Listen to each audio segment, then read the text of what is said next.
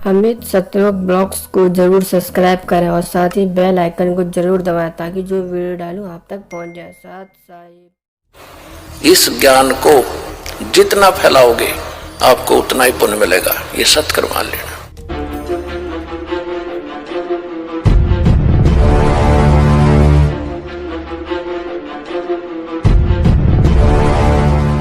जीव हमारी जाति है, मानव धर्म हमारा, हिंदू मुस्लिम सिख ईसाई धर्म नहीं कोई न्यारा। प्रसंग चल रहा है, हम उसी पर आते हैं। अब परमात्मा लेकर के गरीबदास जी की आत्मा को और सचखंड पहुंचे, सतलोक में पहुंचे। सतलोक का आपको दास वर्णन कर रहा है कि वहां 3 पोर्शन है सतलोक के, सचखंड के। जैसे अपने राजधानी है दिल्ली की, एक तो उसमें बाह्य क्षेत्र है बाहर का जिसमें गांव आते हैं, वो भी दिल्ली ही कहलाती है। और फिर उसके बाद आता है शहर का हिस्सा जहाँ बाजार बने हुए हैं, वो सेकंड पोर्शन। उसके बाद आता है अपनी राजधानी स्थान, अपने जो राजा लोग रहते हैं, प्रधानमंत्री जी रहते हैं, राष्ट्रपति जी रहते हैं, यानी वो स्थान, वो तीसरा स्थान है। तो इसी प्रकार उस सतलोक के भी 3 पोर्शन हैं। बाहर का जो स्थान है, बाह्य क्षेत्र है, उसमें झरने बह रहे होते हैं, बाग बगीचे हैं सदाबहार, बहुत सुंदर वहाँ महक उठ रही होती है और झीनी झीनी आवाज़ वहाँ पर बजती रहती है जो बहुत सुहाती है, कानों को अच्छी लगती है। तो वहाँ कोई दुख नहीं, कोई कष्ट नहीं, कोई रोग नहीं, राग द्वेष नहीं, अभाव नहीं किसी वस्तु का, जिस कारण से वहाँ राग द्वेष नहीं।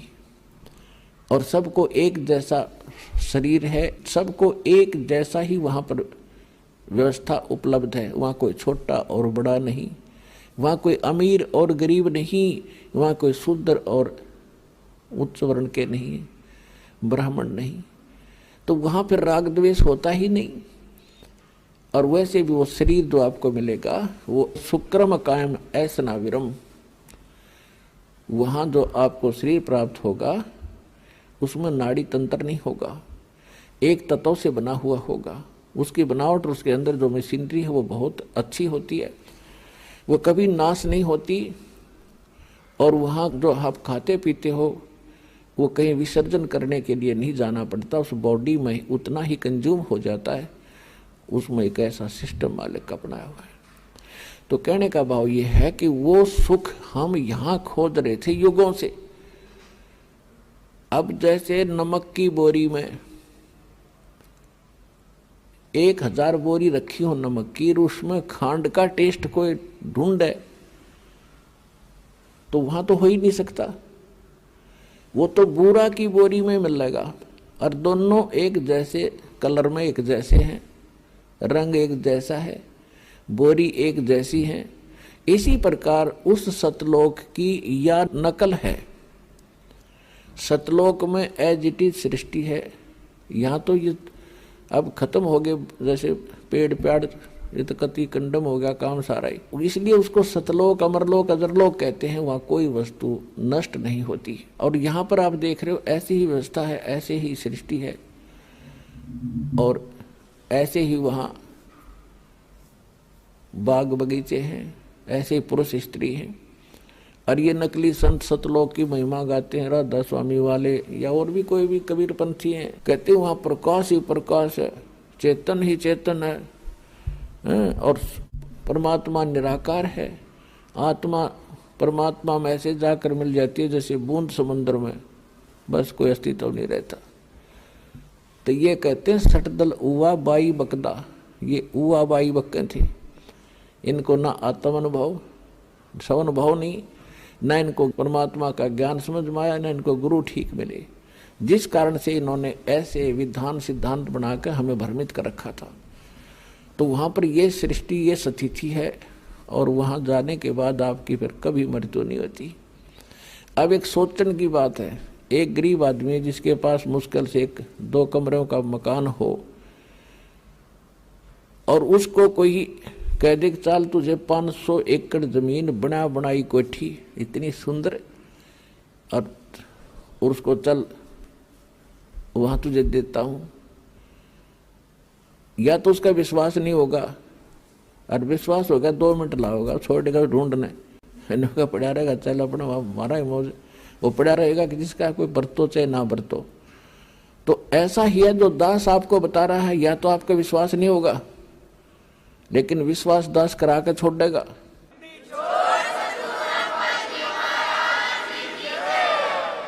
क्योंकि ये दास की बनाई हुई सेल्फ मेड स्टोरी नहीं है, ये गॉड गिवन स्पिरिचुअल नॉलेज है, परमात्मा का दिया हुआ अध्यात्म ज्ञान है।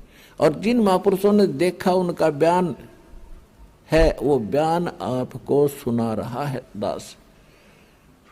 आप उस बयान को पढ़ नहीं सके, समझ नहीं सके, इसलिए एक वकील की जरूरत पड़ती है।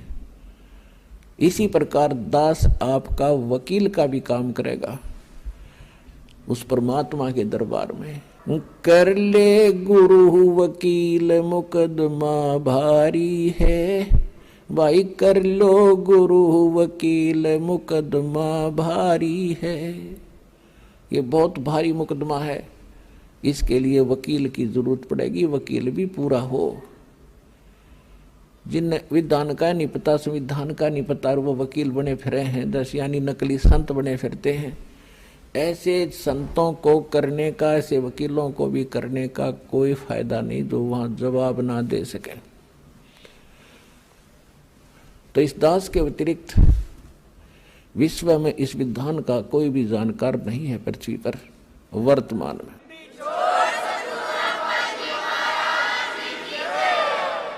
परमात्मा गरीबदास जी को लेकर गए जिंदा महात्मा के रूप में,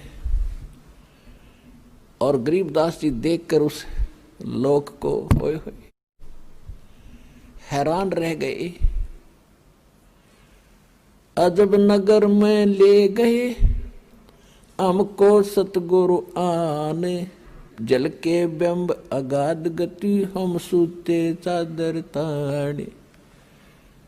अजब नगर में ले गए भगवान मुझे खुद आकर के, ये प्रमाण दे रहे हैं गरीबदास जी, अपना एफिडेविट बता रहे हैं वाणी में। तो वहां जाकर क्या देखा कि परमात्मा बैठे हैं सिंहासन के ऊपर, ऊपर सफेद छत्र और सिर पे मुकुट है, जैसे राजा विराजमान होते हैं। और उन परमात्मा के चेहरे को में इतनी रौनक है, इतनी समाइल है कि देखते ही आत्मा खुश हो जाती है। और जो ही गरीबदास जी ने देखा कि ओहो ये बैठे हो भगवान, तो भाई हो न देखते ही रह गया उनके चेहरे की तरफ। उधर से एक परमात्मा अपने दूसरे रूप में, जिंदा महात्मा के रूप में जो नीचे गए थे, वही जाकर के एक चमर उठाते हैं। चमर जैसे आप देखते हो यहाँ ग्रंथ साहिब पर करते हैं, पीछे ये घोड़ी के से बाल से आ रहे सफेद सफेद, ऐसा चंवर करते हैं। और उठाकर चंवर करने लगे जो सिंहासन पर बैठे भगवान के ऊपर। अब गरीबदास जी देख रहे हैं कि ये बाबा जी जिंदा महात्मा यहाँ का, इनका कोई शिष्य है, यहाँ का नौकर है, सेवक है, जो भगवान पर चंवर कर रहा है। और परमात्मा ये है जो सिंहासन पर बैठे।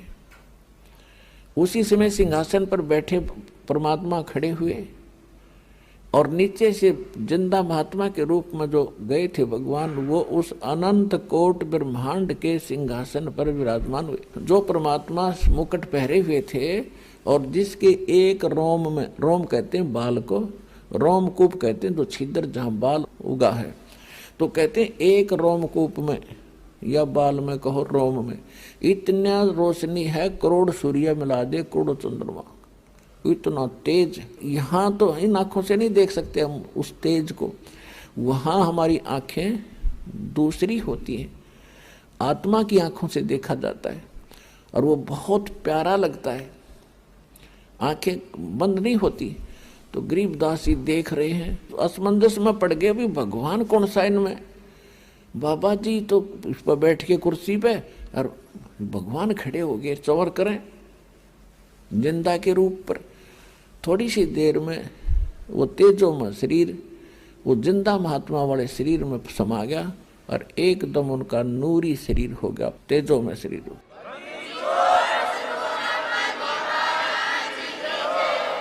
और चंवर अपने आप हवा में हो रहा है ऐसे, अब हवा में ऐसे घूम रहा है। अब गरीबदास जी असमंजस में पड़ गए, आश्चर्यचकित हुए। तब परमात्मा ने उसको कई घंटे तक वहां ज्ञान सुनाया कि बेटा आप देख रहे हो ये स्थान है तुम्हारा। आप यहाँ रहा करते थे, चीटी तले का हाथी तक गधे कुत्ते सुअर बने फिर रहे हो। वहाँ राजा बनकर, इंद्र बनकर, स्वर्ग में देवता बनकर आप फूले नहीं समाते हो। वो तो नरक है, वो तो कीड़ा की कुंड का आग्रह ना, वो स्थान है वो 21 ब्रह्मांड इस लोक की तुलना में। वो तो गरीबदास देख ही रहे थे कि सचमुच भगवान है। अब कहते हैं गरीबदास जी को मालिक ने बताया कि मैं भाई चारों युग में जाता हूं। जो उन्होंने उनको कथा सुनाई सारी, वो ज्यों की तो गरीबदास जी ने आकर नीचे बोली और वह नो की नो लिखवा दी गई। तो कहा कि मैं काशी में धानक रूप में रहा करता था, वहां दिखा करता, लोगों को कपड़ा बुनता, और मैं एक एक दिन बेटा हजार हजार जगह प्रगट होकर और अब तेरे भाई बहनों को ज्ञान सुनाया करता। लेकिन वो तो इतने अंधे हो लिए, इस काल की भांग पिए पड़े हैं भाई, उनकी आंखें नहीं खुलती। मैं रोवत हूँ सृष्टि को, सृष्टि रोवे मोहे, गरीबदास इस वियोग को हो समझ न सकता कोई। गरीबदास जी को भगवान समझा रहे हैं कि गरीबदास वो सभी मुझे खोद रहे हैं। हे सुखदाई परमात्मा, हे संकट मोचन, हे मंगल करने वाले परमात्मा, आप कहाँ हो, हमें सुख दो। और मैं जब जाके कहता हूँ कि मैं परमात्मा हूँ तो ये मेरी मानते नहीं, मेरा ज्ञान नहीं सुनते। हमारा ज्ञान किने ना सुनिया, ये पर भी लेन जात है दुनिया। पर भी नहाने जाते हैं कुंभ के मेला पे और उड़ा कत्लेआम हो जाता है, एक्सीडेंट दुर्घटना में मर जाते हैं और कोरा पाप कमाते हैं, वहां कोई लाभ नहीं। उन बच्चों को काल ने इनको इतना भ्रमित कर दिया। तो गरीबदास जी कहने लगे परमात्मा अब मुझे यही रख लो। परमेश्वर ने कहा बेटा ऐसे नहीं रखा जाता। जैसा आपको पहले बताया था दास ने कि काल भगवान का और परमात्मा का एक एग्रीमेंट हुआ था। तो उसने ये कहा था कि भगवान आप अपना ज्ञान सुना के अपना बनाकर जो हृदय से आपको चाहे, आपके ज्ञान को माने और आप में हृदय से आपको चाहेगा तो वो आपका, बाकी मेरे। जबरदस्ती ना करना, बलपूर्वक ना ले जाना। परमात्मा ने कह दिया था कि ठीक है मैं बलपूर्वक नहीं लेके जाऊंगा और अपना ज्ञान सुनाऊंगा। और दूसरी बात यह है कि जब आप यहाँ से गए भक्ति धन से परिपूर्ण थे, उतने ही भक्ति कमाई करके यहाँ आ सकते हो, वैसे नहीं आ सकते। अब तो मैं लाया हूँ आपको, लेकिन आप यहाँ रह नहीं सकते। अब बालक थे, आंखों में आंसू भर आए, क्योंकि वहां जाने के बाद पता चलता ये क्या है, ये तो नरक दिखाई देता। यहाँ का चाहे सारी पृथ्वी का राजा हो, कति नरक दिखाई देता उस सुख की तुलना में। तब परमात्मा ने कहा कि बेटा तू चिंता ना कर, मैं तेरे साथ रहूंगा और ये ऐसा मंत्र दूंगा जल्दी ही आप भक्ति युक्त हो जाओगे। ऐसा नाम दूंगा सतनाम और सारनाम कि बहुत जल्दी भक्ति धनी बन जाओगे। अपने आत्माओं, इस आत्मा को हमने भक्ति से चार्ज करना है, भक्ति से फुल करना है, तब यह काम करेगी, तब ये भक्ति युक्त होकर के वहां जा सकती है।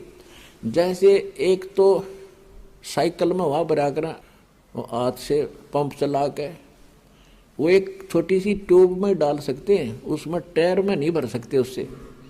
और लगे रहेंगे तो काफी समय लगेगा बनवाने, 3-4 दिन 10 दिन लग जाए उसमें, अगर उसी से को पचा। देखो तरीका नहीं है ट्रक की टायर में हवा भरने का, उसके लिए तो एक प्रेशर चला हुआ है, उससे भरी जाएगी वह, और मिनट में भर दो। इसी प्रकार जो भक्ति विधि मैं बताऊंगा गरीबदास, वो इतना गजब की होगी कि थोड़े ही समय में तुम्हारे टायर भर जाएंगे, फुल हो जाएंगे।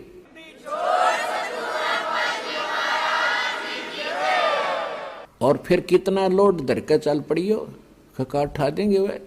तो जब भक्ति युक्त आत्मा हो जाएगी फिर इसने कोई रोक नहीं सकता। आस्था वहां हो जहाँ आशा ता बासा होई।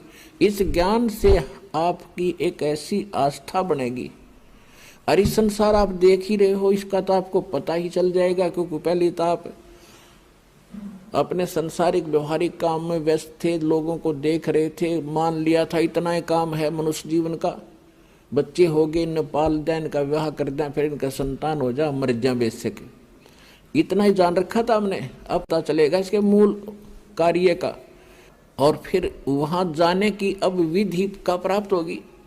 तो उसके लिए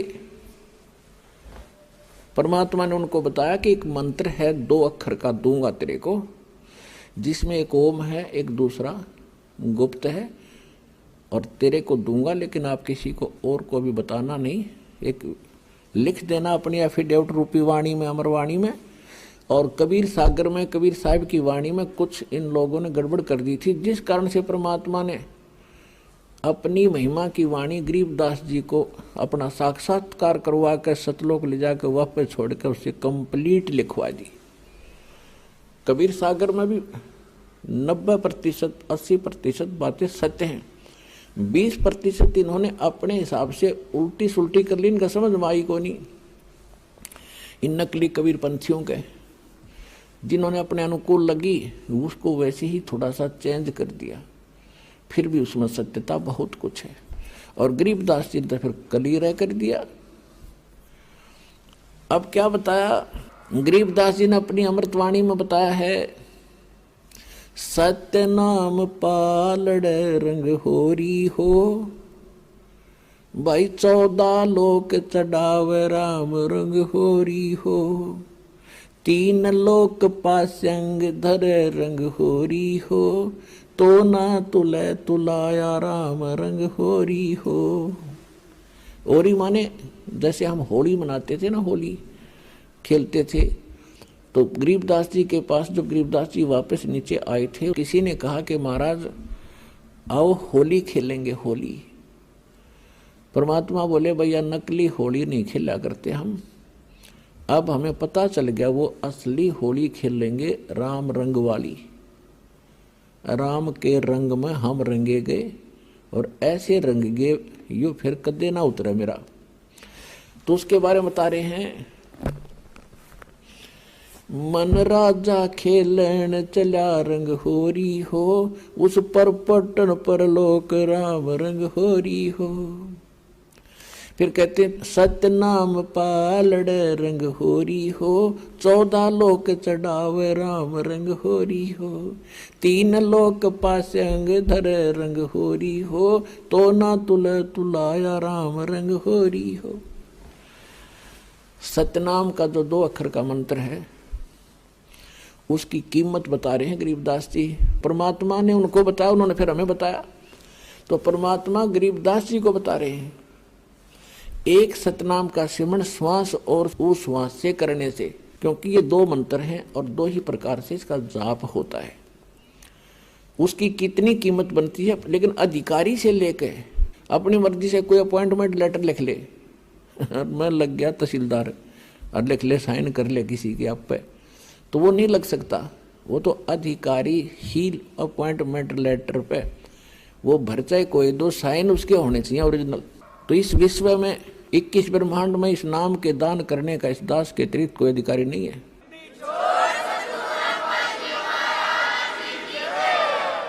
और यदि कोई नकली इस दास से ये मंत्र सभी प्राप्त करके और अपने आप दुकान खोल कर बैठ गया, नाम देने लग गया किसी को, तो सबसे बड़ा दुश्मन है मानव समाज का।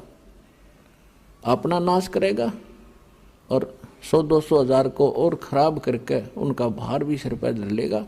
तो उनसे भी सावधान रहना है, ऐसे नकलियों से बचना है और बचाना है अपने भाई बहनों को, मानना उनको प्यार से।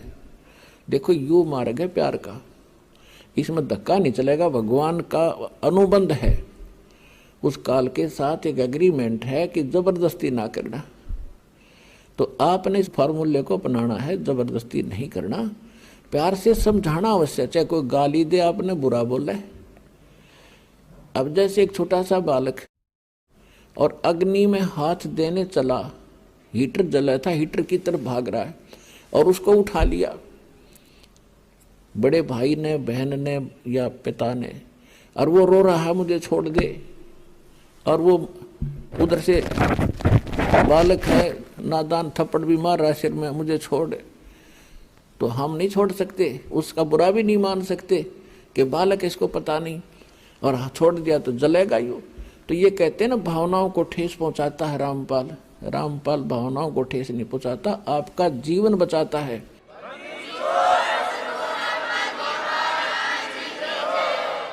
अब प्रारंभ में जब ये ज्ञान धीरे धीरे प्रचार शुरू किया, टीवी माध्यम से जाने लगा, तो भक्तों के पास अनजान लोगों के ऐसे बुरे फोन आते थे, गालियां देते थे, तुम क्या कह रहे हो, ब्रह्मा विष्णु महेश को नासवान बता रहे हो, तुम्हें ये कर देंगे वो कर देंगे। इनसे प्रार्थना कर रखी थी, भाई बोलियो ना, सुनते रहो पर चलते रहो। एक दिन आवेगा, इनकी भांग उतरेगी, ज्ञान सामने रखा हुआ है, और अब भी नहीं समझेंगे, फिर तो पत्थर हैं ये। और फिर जान बूझ साची तजय करे झूठ ने, ताकि संगत है प्रभु सोपन में भी ना दे।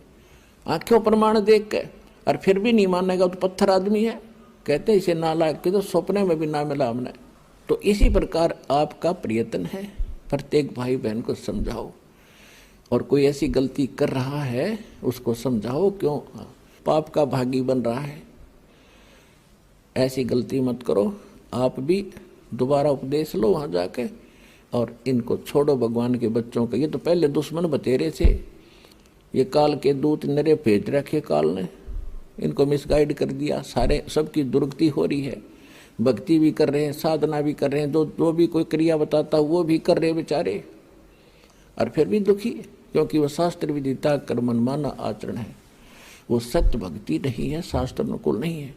शास्त्र अनुकूल भक्ति और पूरा कोर्स सतलोक आश्रम बरवाला, जिला हिसार, हरियाणा के अतिरिक्त विश्व में नहीं है। और अधिक जानकारी व संत रामपाल जी महाराज जी से निःशुल्क नाम दीक्षा प्राप्त करने के लिए संपर्क करें। हमारे संपर्क सूत्र है 8222880541 8222880542। आप नीचे स्क्रीन पर दिए गए हमारे अन्य नंबरों पर भी संपर्क कर सकते हैं।